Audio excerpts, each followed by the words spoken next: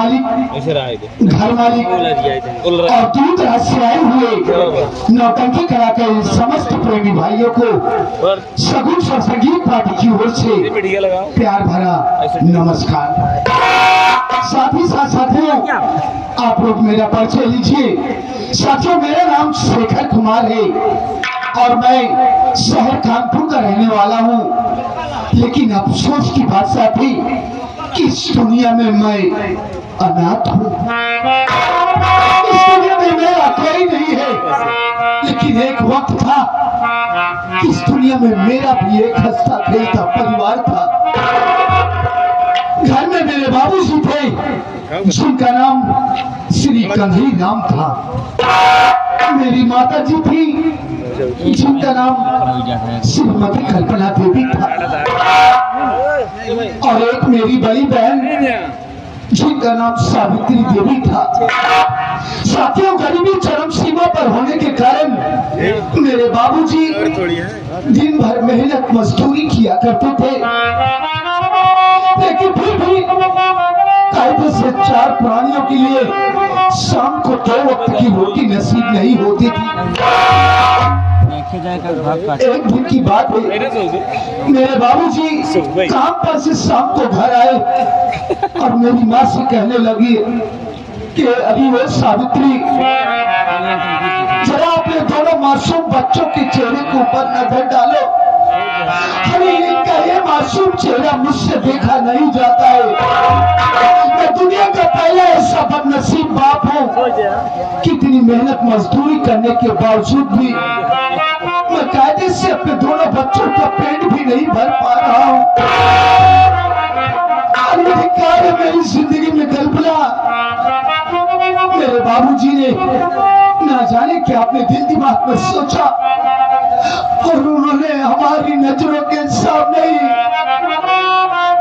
मेरे बाबूजी ने अपने आत्महत्या कर लिए।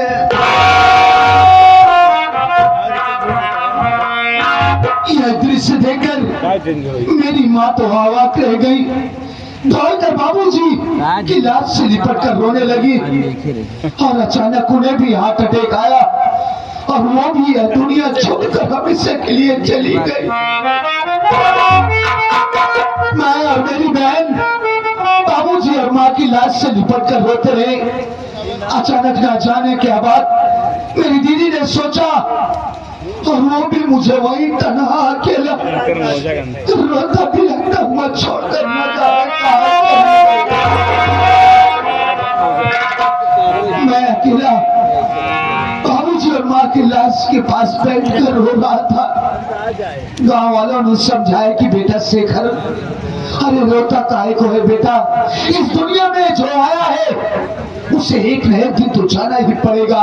वो चाहे अमीर हो या गरीब हो, सबको जाना पड़ेगा बेटा, सब्र से काम ले। गांव वालों की सहायता से किसी तरह बाबूजी और माँ का दाह संस्कार किया और गांव वालों के साथ ही मैं जाकर शहर में ईंटे गाड़ने का काम करने लगा।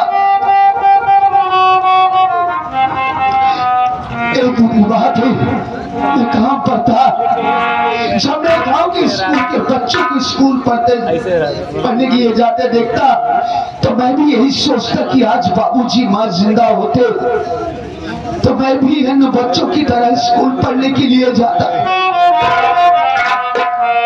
गाँव वालों ने समझाया कि बेटा शेखर, अरे तू पढ़ना चाहता है ना बेटा, हम तुझे पढ़ाएंगे। गाँव वालों ने मेरा दाखिला स्कूल में करवा दिया। मैं स्कूल जाने लगा। धीरे धीरे वक्त समय गुजरता गया। साथी छुट्टी के दिन में शहर में जाकर कोई काम कर लिया करता था। धीरे धीरे समय गुजरता गया, मैं सयाना हुआ, यहाँ तक कि मैंने ग्रेजुएशन किया, ग्रेजुएट बना और न जाने कितने डिपार्टमेंट में मैंने ऑनलाइन ऑफलाइन फॉर्म अप्लाई किया नौकरी के लिए। लेकिन साथी मेरा नसीब भी ठीक नहीं। आज तक मुझे किसी विभाग में कोई नौकरी नहीं मिली।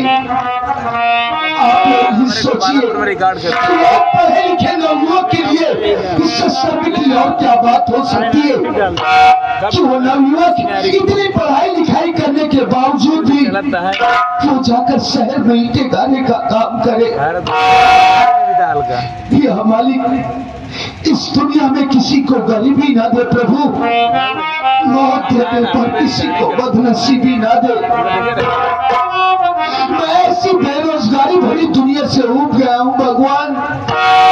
जिस तरीके से तूने मेरे माँ बाप को मुझसे छीन लिया, उसी तरह मुझे भी इस दुनिया से उठा ले मालिक। अब मैं इस दुनिया में जीना नहीं चाहता।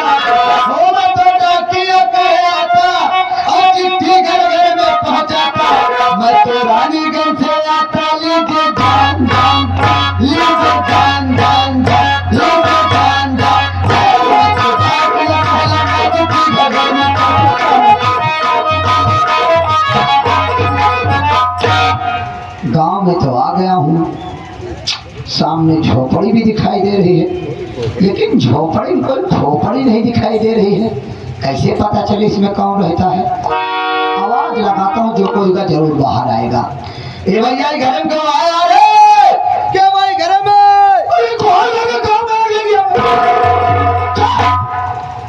अठारह पहले नहीं घर से लिए बताओ था, गाँव में आग लग गया है।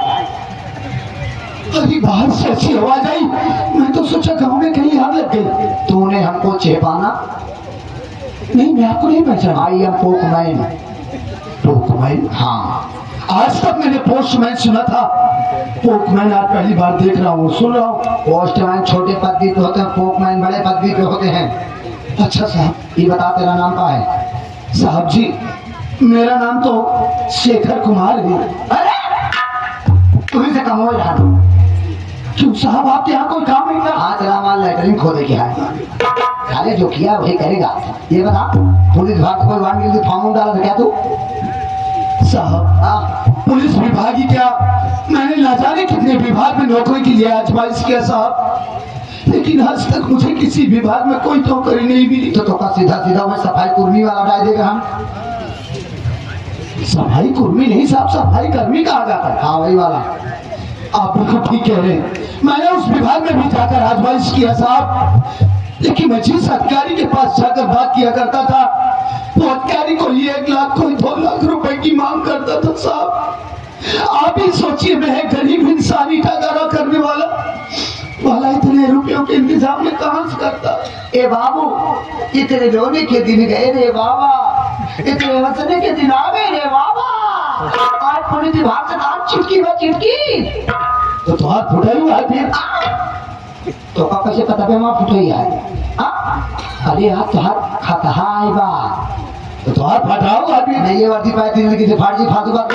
अरे यार तुहार पुत्र आए बा, तो तुहार बेटो सब है यार, तो मेरी शादी में मेरा पुत्र कहां से आ जाएगा? गवर्नमेंट के यहाँ से तेरा जॉब का लेटर आया है।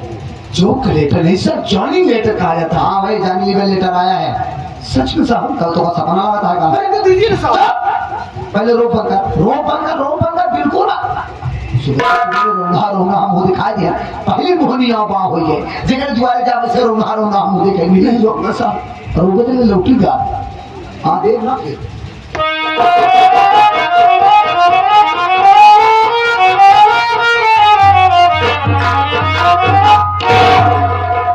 देख मैं हिंदी में लिखा हुआ, अंग्रेजी में लिखा हुआ, देख पढ़ के बताओ। संस्कृत में लिखा हो तो हम पढ़े पाए। और अंदर वाला निकाल, अंदर वाला। हाँ साहब, 1 मिनट।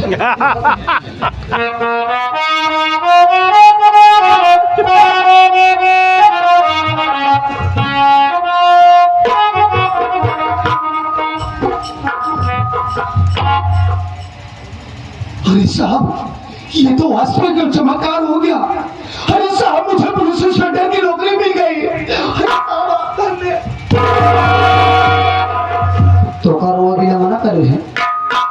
साहब जी ये तो खुशी का आंसू है। कौनो आंसू जी दिखाए का, जल्दी अंदर रख।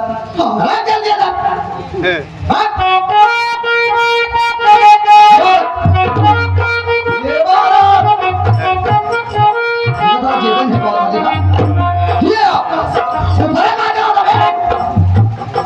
साला खुशी मारा पगला गया है, बुद्धि नहीं काम कर रही इसकी। चल फर्नीचर कर। सिग्नेचर साहब। हम जो बोलते हैं सब सही है बे। ठीक है साहब। चला जा। काट हुआ था बे? पेन लिया। क्या लिया था? पेन लिया। किसको पेन लिया था? अरे ऐसी बात नहीं आप कह रहा है साहब पेन लिया था। वो बात नहीं साहब, पेन कलम। अरे ऐसे नहीं कह सकता, साली आधी बात मैं बोल रहा था, आधी जब मुंडी इधर उधर घुमा के कहेगा बे तो आधा पहले सुनाएगा नहीं मैं। Sorry sir. सारा पूरी बात नहीं साफ साफ कर पेन लिया था। Sorry sir. होगा नहीं बे? शायद चौपड़ी में मैं लेके आता हूँ। तू झोपड़ी गया तो हम खोपड़ी छोड़ता हूँ। चले मुँह ले सरकारी पेन है। देखा 9.5 साल से रखे सूखी है, इसलिए कह रहे आई कुछ सूख गई है इधर। अब धीरे करने पता लगा सूखी निकलने लगा, जो लगा के तीसरे पन्ना तक घुस जाए। नहीं साहब कोई मिस्टेक नहीं होगा। अब मिस्टेक है तो हर स्टेट खसा खा गए। चल कर। कहाँ का साहब? कहाँ तो का ठिकाई वही बिचौली ठिकाई। साला गजब मजा फूलत हो आता बिचौली ठिकाई का भी धोखा के बगल से करना दिखा दिया। देखिए सर, आप मेरी बात का बुरा मत मानिए। इस पन्ने में आजू बाजू जगह जितनी खाली थी आप गांव जाकर सिग्नेचर करवा चुके हैं, वही बीच में जगह खाली है, देख लीजिए आप। एक किस्मत टिकाई हुए बिचाटा पाएगी। चल बीच में करा कर। क्या हुआ साहब? जब सारे टोका कहे धीरे में करा तो खोलते मान भूल ले दे देगा। ऐसे धीरे छुआ घटा ले बस। गप्पा जना हमका जना है बस, अधिकारी जना चाहे न जना है। समझे? ठीक है साहब। चल कर।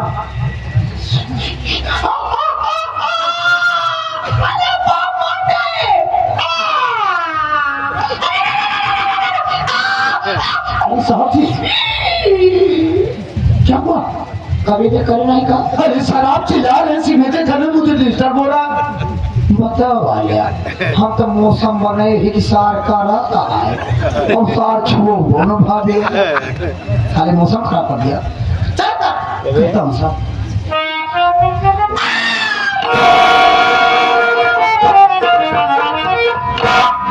लीजिए सर, हो गया। कभी ये बताओ तो कम मुँह दाब के करे के सिखाए? तू साले मुँह दाब के करे ताकि हम सशक्त मर जाए। ऐसी बात है साहब। पेन लाओ। जैसा पेन लाओ। पेन साहब। चले कहता हूँ। नमस्ते सर। साला पूरी पढ़ाई लिखाई बर्बाद कर रहे। कलेजी में बात करता हूँ। आई एम कौन बोल? तू बे जाती था बे। ऐसे ऐसे लंच पोस्ट विभाग में भर्ती हो गए जिन्हें बोलना भी नहीं आता, इनकी लैंग्वेज सुनो किस तरीके की भाषा पालन। केका लंच कहे बे? केका लंच कहे बे? मैं आपको नहीं कहा साहब। साहित्य लंच कहे। मैं हिंदलाल को कहा चाहे जेका लंच कहे। ये बता तोरे बढ़े में वापस साइकिल टिकारे मार साइकिल के लेगा। साइकिल साइकिल के लेगा बे। अरे साहब जी मैं तो आपके साथ में, मुझे क्या मालूम आपकी साइकिल। साले को गाँव पर चोरे आता बे। तोरे गाँव में आए मार साइकिल पे लाई गए। तो बता वो साइकिल कब गया था? गांधी जी हमको हमारे बर्थडे दिए रहे 40 साल से बिना फ्री मिल के चलावा था। तोरे गाँव में हमारे साइकिल पे लाई गए। कि साहब आप रोइए ना, आप रोइए ना। मैं आपको इस तरीके से रोता हुआ नहीं देख सकता साहब। आज आपने एक रोते हुए इंसान को हंसाया है, तो भला इस तरीके से मैं आपको रोता हुआ कैसे देख सकता हूँ? साहब मैं आपसे वादा करता हूँ, प्रॉमिस करता हूँ कि पहली तनख्वाह मिलते ही मैं आपको एक नई साइकिल बनवा कर दूंगा। नई साइकिल है? हाँ। लेकिन फ्री बिल न लगी रहा है। अगर फ्री बिल लाग बचाओ तो हम कहा छर्रा कुंडाऊ।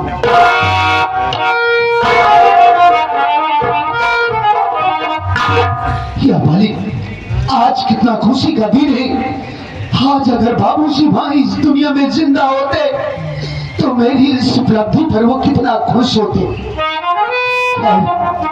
साथियों अब मैं यहाँ से जा रहा हूँ, आप लोग अपना शुभ आशीष देकर मुझे यहाँ से विदा कीजिए कि मैं जिस मकसद से जा रहा हूँ मैं अपने मकसद में कामयाब हो, भविष्य में मुझसे कोई ऐसी गलती ना हो जिसकी वजह से मेरी वर्दी पर दाग लगे। मुजरिम चाहे बाप हो या भाई हो या कोई भी सगा संबंधी हो, मैं उसके साथ भी वही व्यवहार करूं जो अन्य मुजरिमों के साथ। बस यही आशीर्वाद देकर मुझे यहाँ से विदा कीजिए।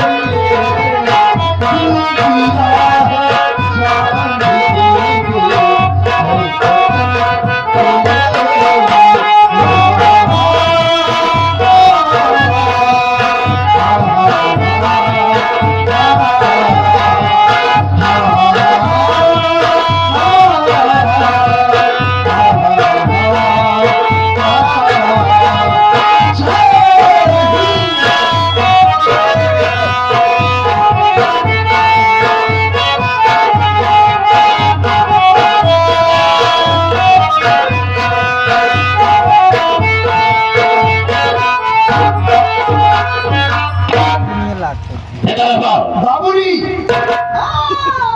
क्या बोला? क्या बोला? बाबूजी बदतमीज कहीं